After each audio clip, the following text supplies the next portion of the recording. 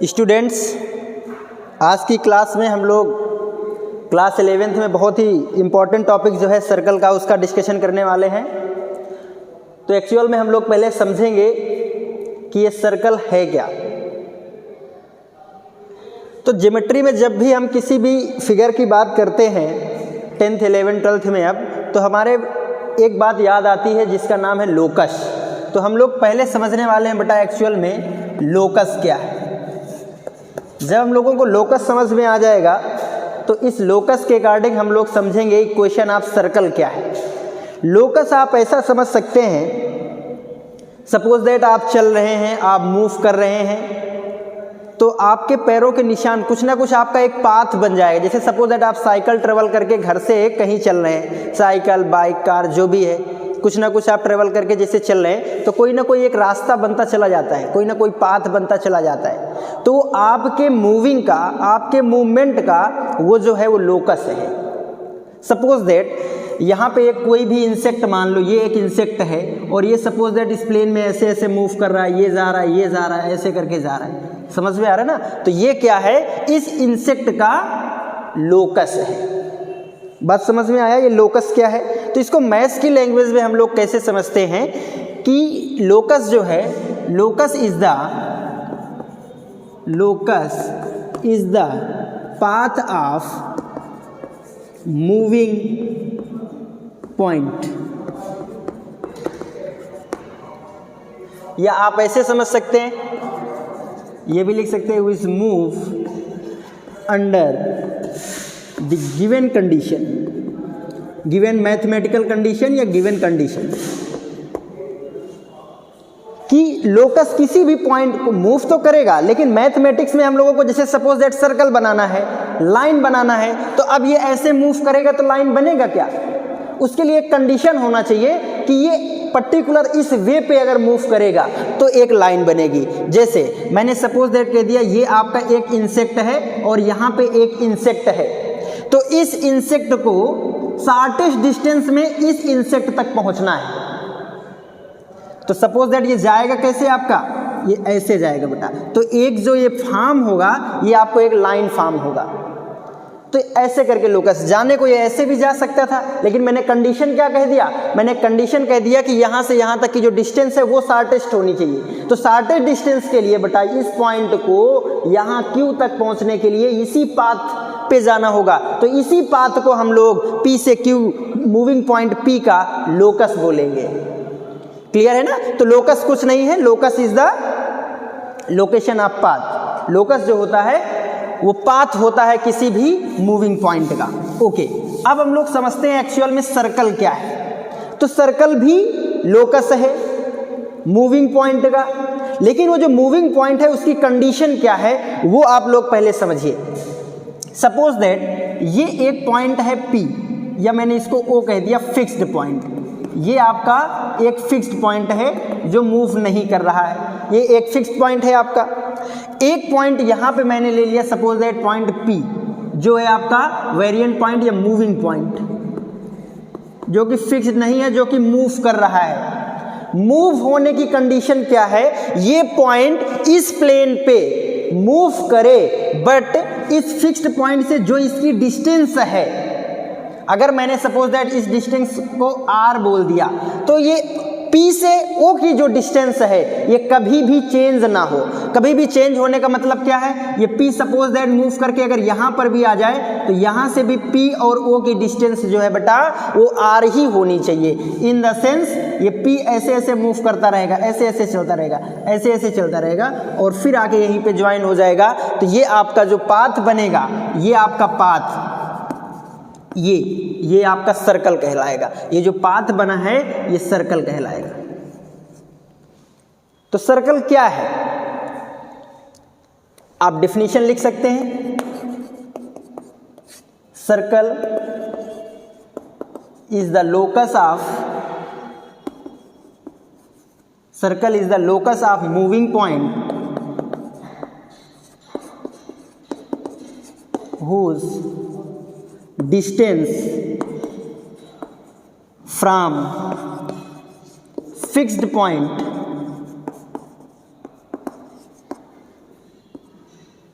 Is always constant.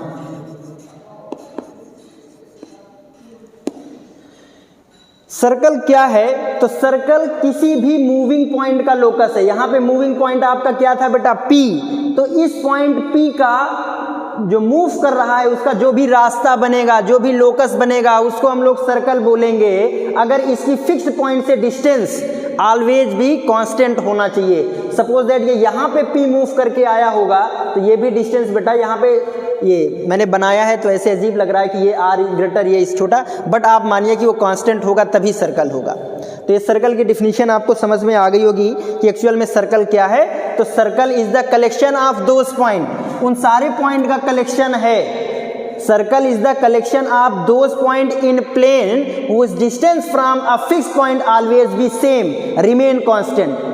इस plane पे उन सारे पॉइंट का कलेक्शन सर्कल कहलाएगा जो किसी एक फिक्स्ड पॉइंट से जिनकी डिस्टेंस क्या होगी बेटा?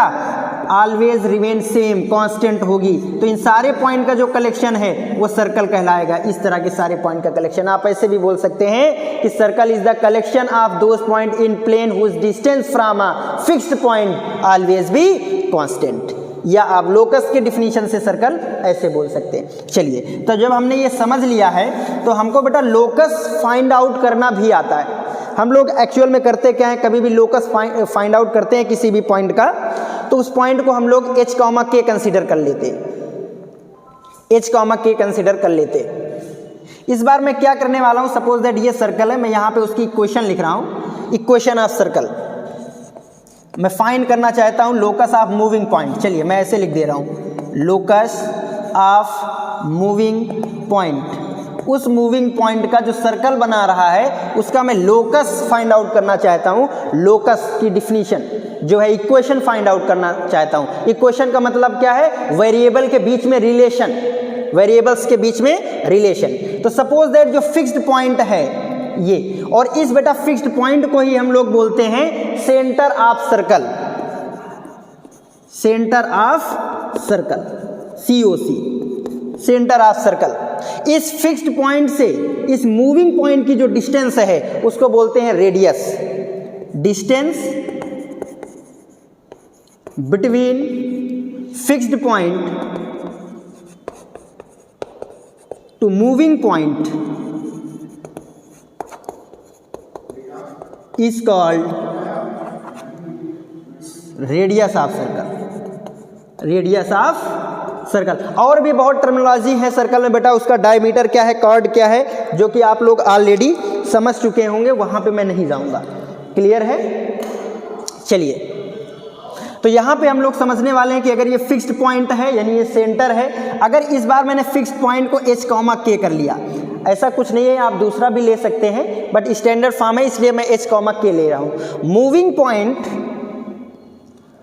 पॉइंट P को मैं x, y लेट कर रहा हूं। हम लोग एक्चुअल में करते क्या है, कभी भी लोकस फाइंड आउट करते हैं तो मूविंग पॉइंट को hk मान लेते हैं और फिर उसको क्या करते हैं हम लोग hk को x, y में कन्वर्ट कर लेते हैं। बट इस बार मैं जनरल पहले से ही x, y ले रहा हूं और इस फिक्स्ड पॉइंट को मैं h, k ले रहा हूं। तो इस P से इस फिक्स्ड पॉइंट को अगर मैंने O कहा तो P से O की डिस्टेंस को अगर मैंने R कह दिया बेटा, ठीक है ना। तो यहां से फिक्स्ड पॉइंट आपका क्या है? फिक्स्ड पॉइंट जिसको हम लोग बोलते हैं COC, सेंटर ऑफ सर्कल, ये आपको बेटा मैंने कंसीडर किया है h, k। Moving point P आपका x, y है और O से P की जो डिस्टेंस है OP, जो कि है बेटा radius of circle. Radius of circle, तो जो रेडियस ऑफ सर्कल है उसको मैंने r कहा है। तो यहां पे कंडीशन क्या है, वही कंडीशन अप्लाई करते हैं तो लोकस की इक्वेशन आ जाती है। तो कंडीशन ये है बेटा कि O से P की जो डिस्टेंस है वो सेम होना चाहिए, यानी OP is equal to R होना चाहिए। P आपको यहां पर है या यहां पे जाए, कहीं पर भी जाए, OP is equal to R होना चाहिए। तो आपको डिस्टेंस पता है कि अगर प्लेन में दो कोऑर्डिनेट पता है, अगर दो कोऑर्डिनेट आपको पता है तो आप उनके बीच की डिस्टेंस फाइंड आउट कर सकते हैं by using the distance formula, by using the distance formula. तो अब बेटा ओ आपको गिवन है h कॉमा के, p आपको गिवन है बेटा x कॉमा y, तो आप डिस्टेंस लगाइए डिस्टेंस फार्मूला से।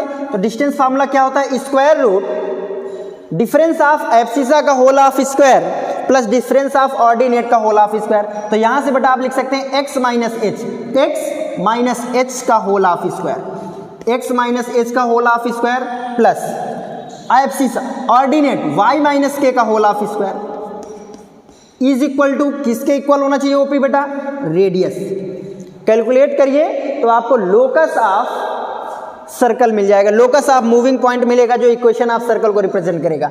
क्या हो जाएगा ये, x माइनस h का whole square plus y minus k का होल स्क्वायर, और स्क्वायरिंग ऑन बोथ साइड किया है तो बेटा आएगा ये r स्क्वायर।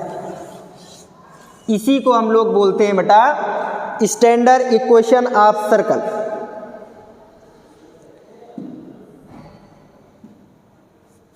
ये आपका जो आ गया बेटा, इसी लोकस को हम लोग बोलते हैं standard equation of circle. Standard equation of circle whose radius is are.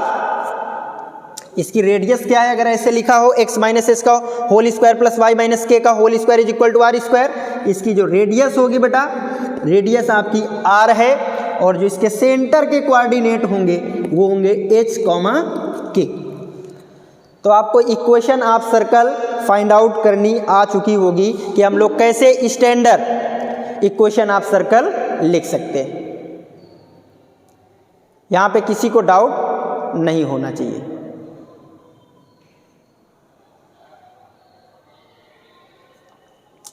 चलिए, तो इसको हम लोग इरेज कर रहे हैं, आगे समझते हैं। तो हमने पहले समझा क्या लोकस क्या है, लोकस के बाद हमने क्या समझा बेटा, डिफिनीशन क्या हो सकती है लोकस के अकॉर्डिंग सर्कल की, और उसी डिफिनीशन का, लोकस की डिफिनीशन का यूज करके जब सर्कल बनेगा तो हमने मूविंग पॉइंट का लोकस फाइंड कर लिया। और इस कंडीशन, कौन सी कंडीशन, कि मूविंग पॉइंट से फिक्स पॉइंट की डिस्टेंस प्लेन में सेम रहनी चाहिए। ये जब हमने कंडीशन लगाया बेटा तो वहां पे आपको निकल के क्या आ गया, एक इक्वेशन x माइनस एच का whole square plus y minus k का whole square is equal to r square, जो एक सर्कल को रिप्रेजेंट करता है। ठीक है ना, ये इक्वेशन किसको रिप्रेजेंट करता है, सर्कल को रिप्रेजेंट करता है। तो मैं इसको इरेज कर रहा हूं अभी, और कुछ एग्जाम्पल इससे रिलेटेड कराऊंगा, फिर आगे हम लोग बढ़ते हैं जनरल इक्वेशन ऑफ सर्कल की ओर।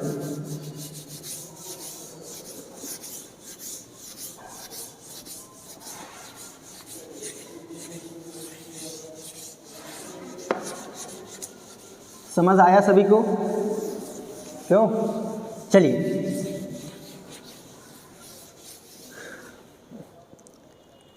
नेक्स्ट समझते हैं हम लोग।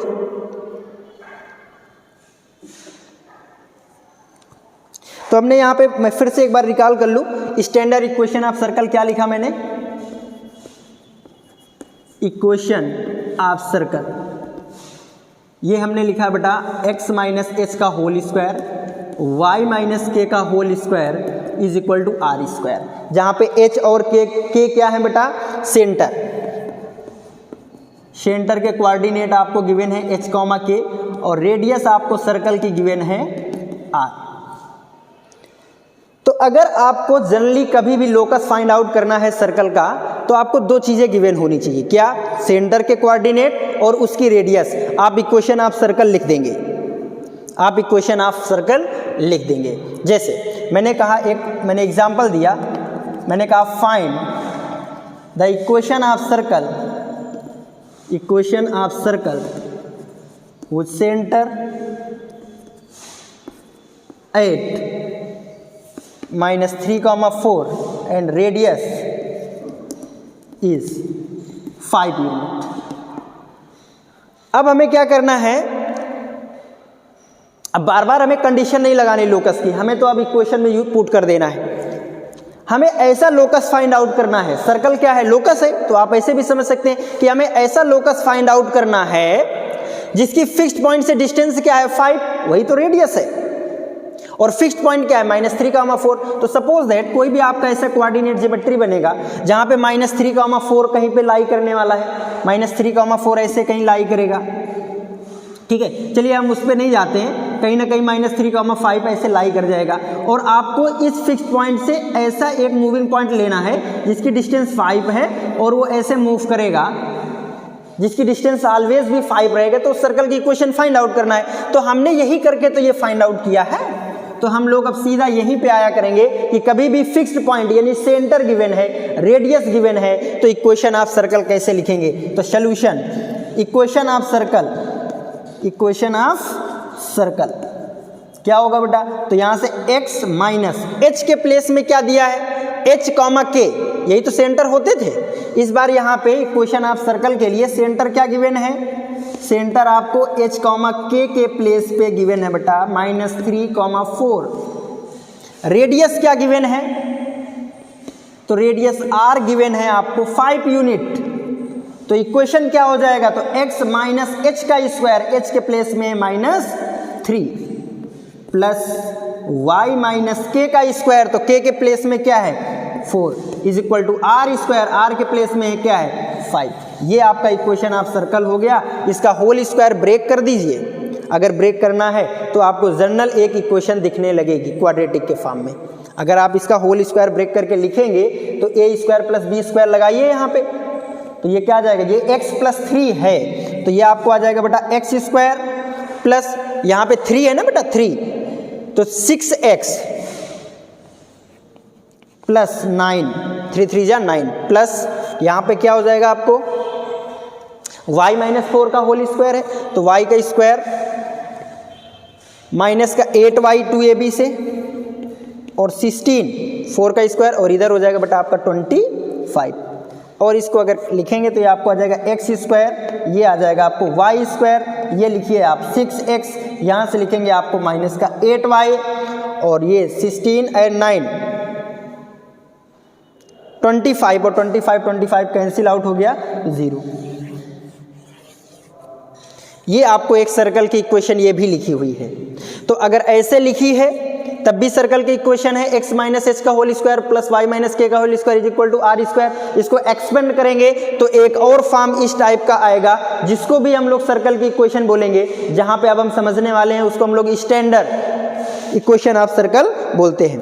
उसको जानने के पहले हम लोग अब समझते हैं कि अगर ये सेंटर आपका जो h, k है ये अगर ओरिजिन शिफ्ट हो जाए 0 0 पे तो हमारा इक्वेशन ऑफ सर्कल क्या हो जाएगा। तो एग्जांपल समझ में आया होगा बेटा, क्लियर है। यहां पे अभी अब लोगों ने जब समझा हुआ था, जो ये इक्वेशन निकाली थी, ये इक्वेशन ऐसा था कि सेंटर आपका कहां पे था h, k पर, और आपका सर्कल ऐसे था बेटा, रेडियस आपकी r थी, फिक्स पॉइंट मूविंग ऐसे मूव कर रहा है। मैं ये कह दूं कि अगर ये h, k आपका यहाँ पे हो जाए, ओरिजिन पे हो जाए, 0 0 पे हो जाए, तो इक्वेशन ऑफ सर्कल आपका क्या होगा, उसको हम लोग इसमें समझने वाले हैं। चलिए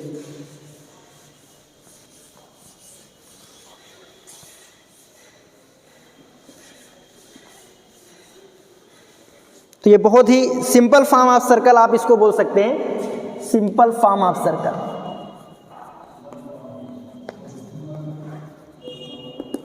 वेरियस फॉर्म ऑफ सर्कल में ये आपका सिंपल फॉर्म ऑफ सर्कल है। सिंपल फॉर्म ऑफ सर्कल क्या है कि जो इसका सेंटर है ये एट ओरिजिन हो जाएगा, ये 0 0 पे। जो फिक्स्ड पॉइंट आपका O था ये 0 0, मूविंग पॉइंट P आपका x, y यहाँ पे होगा और यहाँ से यहाँ तक की रेडियस आपकी r हो जाएगी। तो जो h, k आपका जो सेंटर था h, k वो 0 0 हो गया। रेडियस आपकी r ही हमने कंसीडर किया है, रेडियस आपकी जो OP से डिस्टेंस है वो हमने r ही कंसीडर किया है। तो आपका इक्वेशन ऑफ सर्कल, तो जो जनरल फॉर्म आपका था x माइनस h का whole square, standard form y minus k का whole square is equal to r square. यहाँ पे हम लोग क्या करने वाले हैं, h के प्लेस में 0 और k के प्लेस में 0, तो ये आपका आ जाएगा x का होल स्क्वायर प्लस y का whole square is equal to r square. ये सर्कल के इक्वेशन है, x square plus y square is equal to r square. जिसका सेंटर क्या होगा, अगर कभी भी x square plus y square is equal to r square given है तो इसका जो सेंटर होगा, सेंटर एट 0 0 और रेडियस जो होगी ये आपका r होगा। तो सेंटर और रेडियस आप इससे भी कैलकुलेट कर सकते हैं। नेक्स्ट यहीं पे हम लोग समझने वाले हैं standard form of circle. Standard form of circle तो ये समझ में आ गया होगा। सिंपल फॉर्म ऑफ सर्कल, इसमें क्या है ना, सेंटर आपका ओरिजिन हो जाएगा 0 0, रेडियस आपको r ही रहने वाली है।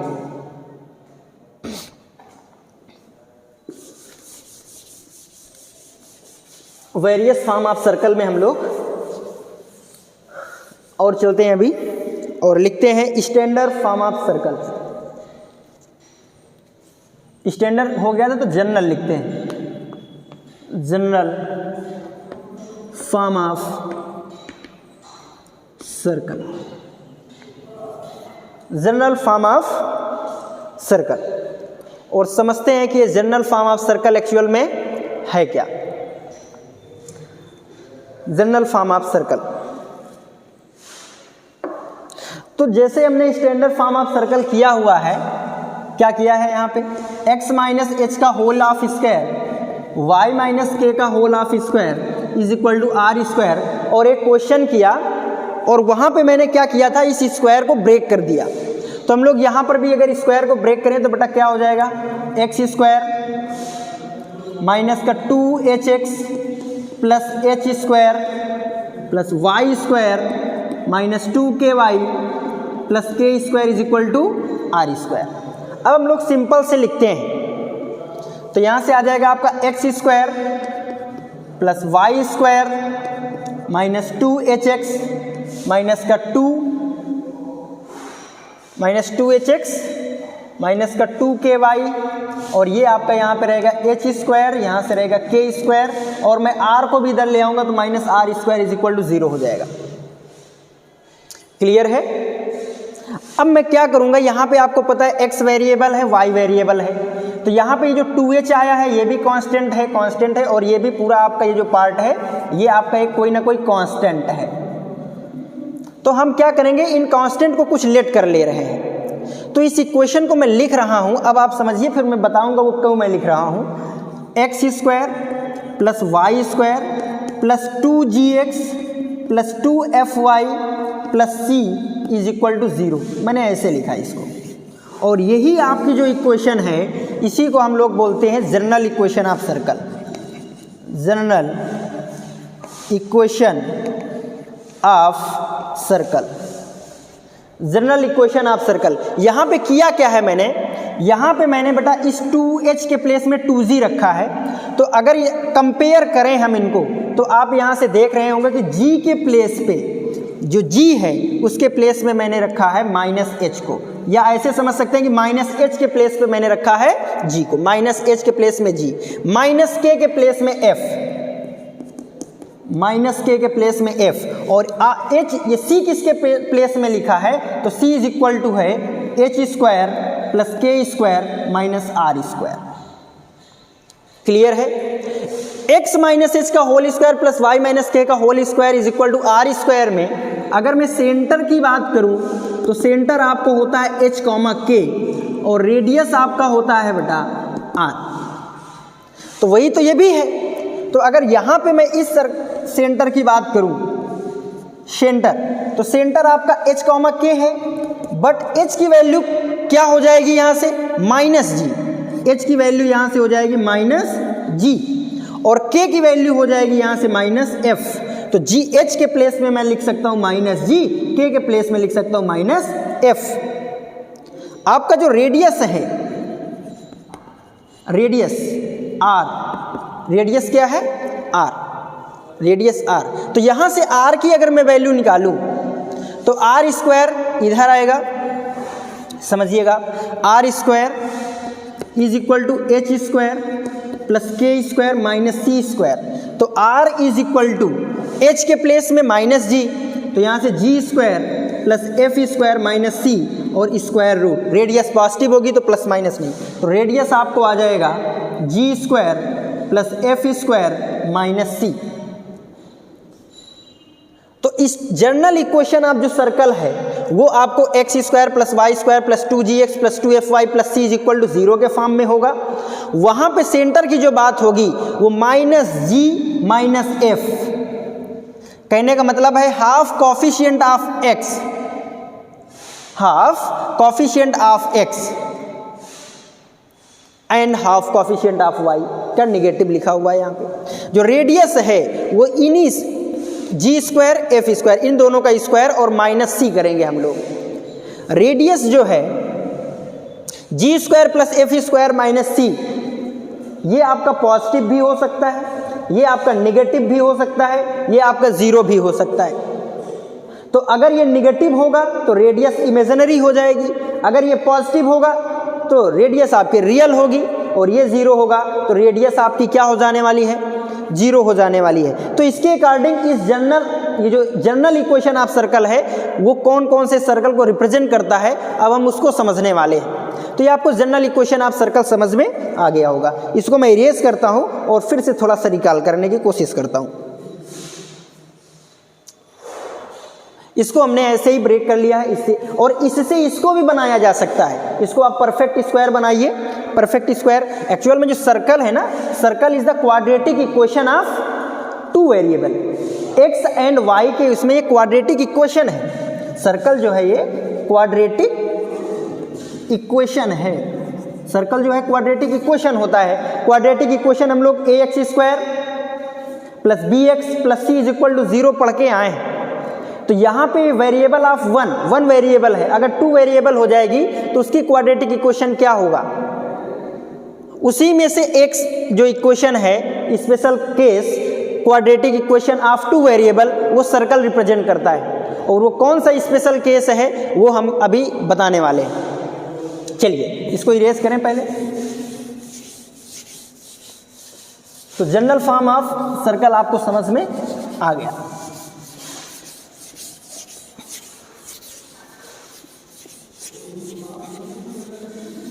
तो जनरल फॉर्म ऑफ सर्कल हमने क्या लिखा है, x square plus y square plus 2gx plus 2fy plus c is equal to 0।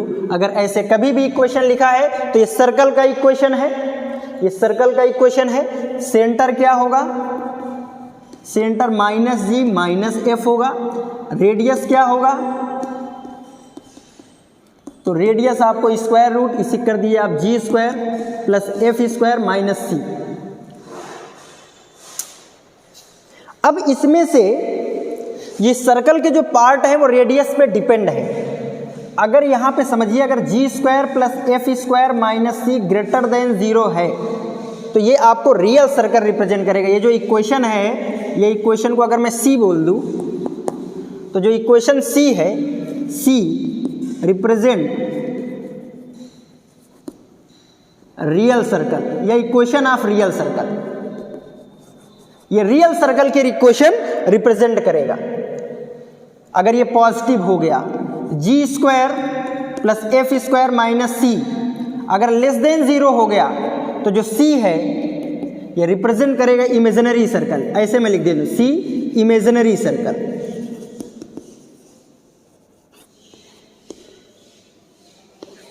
Equation of imaginary circle represent करेगा ये। अगर यहां से बेटा g square plus f square minus c equal to 0 हो जाएगा तो आप समझ रहे हैं ये 0 हो गया तो इसका मतलब रेडियस 0 हो गया। और जब रेडियस किसी भी सर्कल का 0 हो जाएगा, आप समझिए ये सर्कल है सपोज दैट, तो सर्कल को मैंने क्या कहा है, लोकस ऑफ मूविंग पॉइंट। तो मूविंग पॉइंट अगर यहां पर भी है तो आपकी रेडियस होगी। अगर मूविंग पॉइंट और फिक्स्ड पॉइंट एक ही पॉइंट पे लाई करेंगे उस केस में क्या होगा, रेडियस 0 हो जाएगी। और उस केस में अगर रेडियस 0 होगी तो इक्वेशन ऑफ सर्कल दिखेगा आपको, नहीं दिखने वाला है। तो हम लोग सी को बोलते हैं डिजनरेट सर्कल, डिजनरेट सर्कल या point circle. Point circle, point समझते हैं, point is a circle having 0 radius. ऐसा सर्कल जिसकी रेडियस 0 है उसको हम लोग बोल सकते हैं पॉइंट सर्कल। तो ये बात समझ में आई कि ये आपका स्टैंडर्ड, ये आपका जो है ये जनरल फॉर्म तो है, जनरल फॉर्म तो है बट ये इतने सर्कल रिप्रेजेंट कर सकता है, ये रियल सर्कल रिप्रेजेंट करेगा, ये इमेजिनरी सर्कल रिप्रेजेंट करेगा, ये डिजेनरेट सर्कल यानी पॉइंट सर्कल रिप्रेजेंट करेगा। कब रिप्रेजेंट करेगा रियल सर्कल? जब g square plus f square minus c की वैल्यू 0 से ग्रेटर होगी।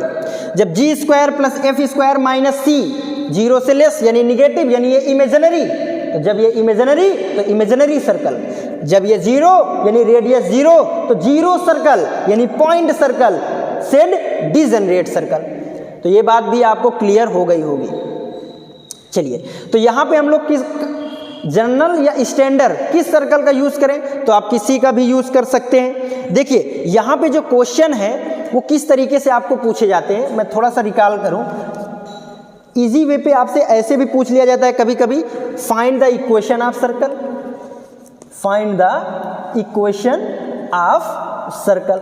आपको सर्कल की इक्वेशन फाइंड आउट करना है। यहाँ पे आपको गिवन होगा, क्या गिवन होगा?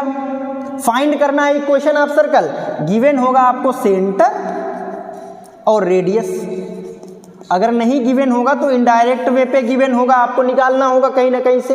वो हम नेक्स्ट क्लास में बताएंगे किस तरीके से कौन कौन से वे बन सकते हैं। तो इसमें से आप x माइनस एच का whole square plus y minus k का whole square is equal to r square लगा दीजिए, क्योंकि आपको h और k गिवन होगा यहाँ से और आपको रेडियस r गिवन होगी। तो यहाँ से आप इस इक्वेशन को निकाल देंगे तो आपको खट से आंसर आ जाएगा। कभी कभी क्या होता है, सेकेंड फॉर्म आपका क्या होता है क्वेश्चंस का? सेकेंड फॉर्म होता है कि आपको इक्वेशन ऑफ सर्कल गिवन होता है, गिवन होता है आपको equation of circle, equation of circle given होता है और आपको फाइंड करना होता है सेंटर और रेडियस, सेंटर और रेडियस। तो ये जो गिवन होता है वो इस फॉर्म में ज़्यादातर गिवन होता है। तो आप इसी फॉर्म से कंपेयर करके माइनस जी माइनस एफ और ऐसे करके आप सर्कल फाइंड आउट कर सकते हैं, उसका सेंटर और रेडियस। तो कभी कभी क्या होता है, इक्वेशन ऑफ सर्कल गिवन होता है, रेडियस फाइंड आउट करनी होती है। कभी कभी रेडियस गिवन होता है, सेंटर और रेडियस गिवन होता है, इक्वेशन फाइंड आउट करनी होती है। कभी कभी इक्वेशन गिवन होता है, सेंटर और रेडियस फाइंड आउट करना होता है। तो ये बात आपको समझ में आ गई होगी। चलिए, आज की क्लास हम लोग यहीं तक रखेंगे। नेक्स्ट क्लास में हम लोग एग्जाम्पल इसके करने वाले हैं इससे रिलेटेड, और ये समझने वाले हैं कि अगर ये क्वाड्रेटिक इक्वेशन है 2 वेरिएबल की, तो 2 वेरिएबल की क्वाड्रेटिक इक्वेशन आप देखिएगा इससे भी लार्ज होगी, क्योंकि इसकी डिग्री है 2, इसकी डिग्री है 2, इसकी डिग्री 1, इसकी 1 और इसकी 0। तो डिग्री का ऑर्डर तो ठीक है कि अगर सेकंड डिग्री की है तो 2 1 0 यही ऑर्डर होना चाहिए, लेकिन यहाँ पे एक अगर एक्स वाई का टर्म मल्टीप्लाई कर दोगे तो ये भी 2 डिग्री का बनेगा, तो वो टर्म तो इसमें है नहीं। तो हम लोग समझेंगे कि एक्चुअल में क्या क्या फैक्ट होने चाहिए जब इस टाइप का इक्वेशन आपका सर्कल नहीं बनाएगा। यहाँ पे मैं अभी भी बता दूं आपको, एक्स स्क्वायर और वाई स्क्वायर का जो कॉफिशिएंट है वो ऑलवेज क्या होना चाहिए, सेम होना चाहिए और 0 नहीं होना चाहिए। तो मैं नेक्स्ट क्लास में जो आपकी जनरल इक्वेशन है क्वाड्रेटिक इक्वेशन को, उसको लिखूंगा और उसके बिहाफ पे मैं इसको प्रूफ करने वाला हूं कि कब ये आपका सर्कल रिप्रेजेंट करेगा, कब कॉनिक रिप्रेजेंट करेगा। वो बेसिकली कॉनिक का टॉपिक है, हम जल्दी ही सारे टॉपिक आपके साथ क्लियर करने वाले हैं। ओके बेटा।